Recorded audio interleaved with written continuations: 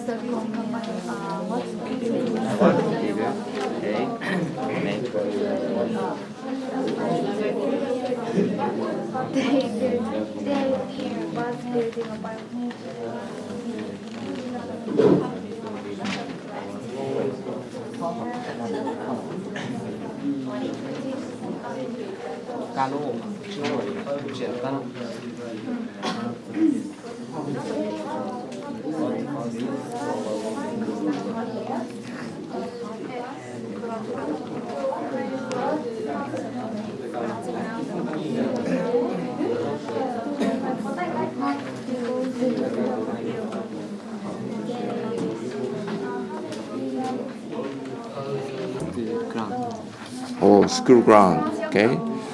And okay, so you know Mr. Komiya in this story, and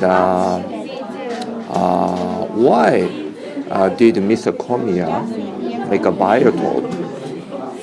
He wanted the students to understand about it a little bit because Yeah, right. Do you think ecology is very important? Okay. So, what should we do for ecology? We should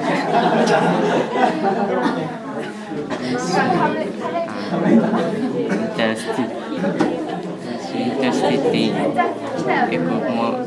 we should more interested in ecology and think about what can we do for ecology. I see. Thank you very much. Okay. 1856. In that year, what happened? Please explain a little bit. Aristotle Demosthenes brought a few dozen wild rabbits to Australia. The rabbits were not part of the ecology in Australia because the rabbit their numbers were at the frightening pace, and 75% of small animals were overwhelmed by Yeah, that's right. Thank you very much. Okay. So, do you have a step test? Step test, A-Can? What grade? Second. Play second. Okay.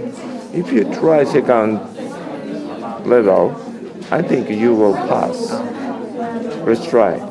Thank you.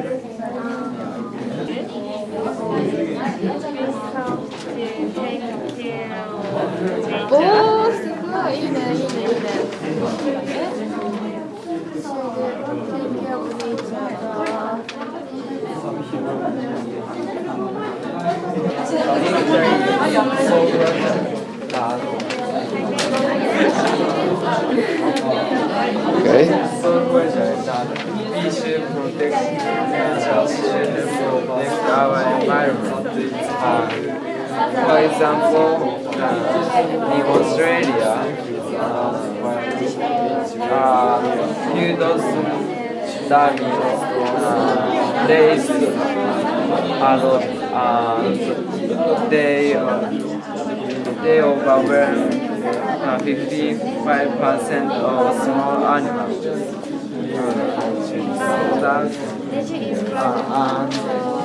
For example, in Australia, an researcher must posting about a few dozen wild rabbits, and the rabbits live at a flat place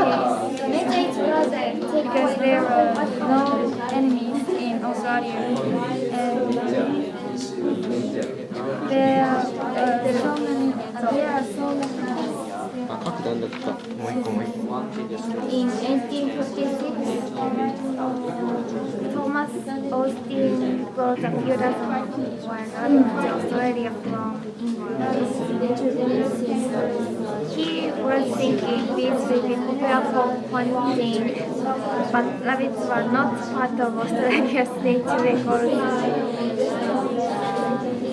So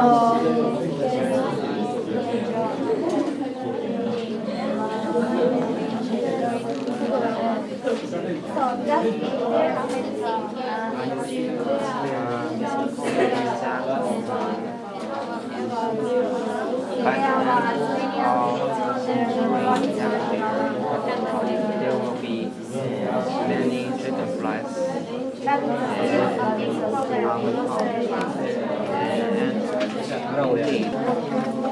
Students at school have been working building a biotop. The teacher wanted to understand students a little bit about ecology. The biotop is grow like crazy, so the nature is didn't seem too fragile. The nature is fragile. In Australia, in 1856, in Australia, the problem of rabbits occurred. A few dozen rabbits got eaten by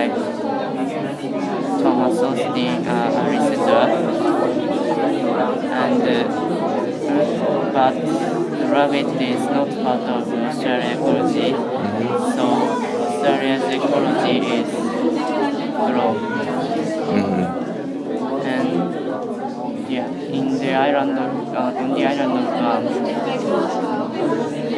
but there used to be a bird population, but the branches snake put into by some human mistake, and the snake ate nature's treasure. We forget the nature's treasure. We should take care of it.